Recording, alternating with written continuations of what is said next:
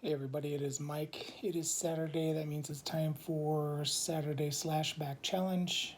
This is a challenge that my friend Joe over at the Horrorman conducts every week. This week's challenge was to review a sequel. This is a movie that I have not seen before. I did see the original See No Evil. So the one I chose was See No Evil 2. This one stars Danielle Harris as Amy, Catherine Isabel as Tamara. It also stars Kaj Eric Erickson as Seth, and then there's some other characters. We have Amy's brother, her boss, a couple more of her friends, and then of course we have Kane. I guess he was a wrestler way back in the day, or back in the day, but he did play Jacob Goodnight in both movies. Very big, intimidating dude. So, this story is basically starts right after the first one. This one was released in 2014, and it runs about 90 minutes long. In the first one, Jacob and his mother were actually the proprietors of an old hotel, and this group of people went into this hotel to clean it up, and a bunch of them got killed. There were some survivors in that one, and we really don't find out anything about them in this one. This one actually takes place in a morgue, so immediately the setting is pretty eerie.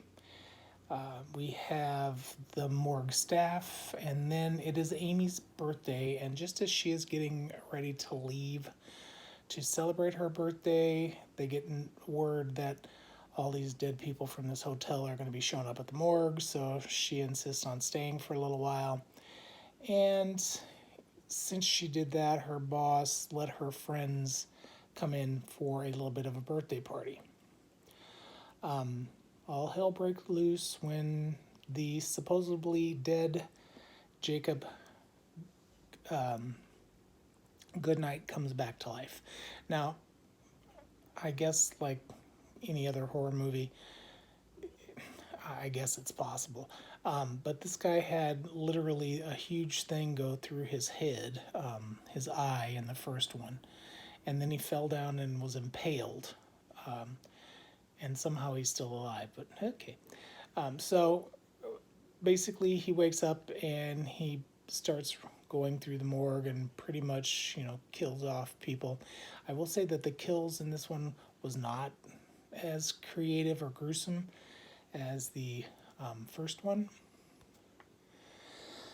So, but still fun. I enjoyed it. So some of the pros, I thought the acting was pretty good. Of course, Danielle Harris is always good. The guy who played her brother, I didn't write his name down, but he was pretty good. He was kind of a creep, but he did a good job. And also, I loved the the the love interest of Amy. His name was Seth in the movie. He was really good, and of course Kane. And then this other girl, this Catherine Isabel, she was hysterical. Loved her. The pace of the movie was really good. I mean, not a whole lot of time to think about what was going on. It pretty much was fast and furious from the beginning. Not a whole lot of interesting. It was just pretty fast, and the setting, of course, was super creepy and effective. Some of the cons, like I said, it wasn't quite as gruesome as that first one. That first one just was, oof. So many horrible things happened to those kids, and he was constantly ripping eyeballs out of heads and stuff like that. So that was pretty rough. And of course, his mother was not in this one as much, so she was a real bitch. Also, there was not a whole lot of character development for any, and most horror movies that's kind of true, but really, I mean, I kept having to think, okay, now who's this girl? Why is she here? Oh, that's right, she's one of the friends. So, but other than that, It was a fun movie. It went really fast. Yeah, I enjoyed it a lot. Is it as good as the original? It depends on if you like the original. I like the original. I like this one as well. Overall, I'd give this one a B, and it will make my shelf. So that is my Saturday Slashback challenge for this week. Hope all is well, and consider doing this challenge yourself. It's a lot of fun. Thanks, guys. Bye.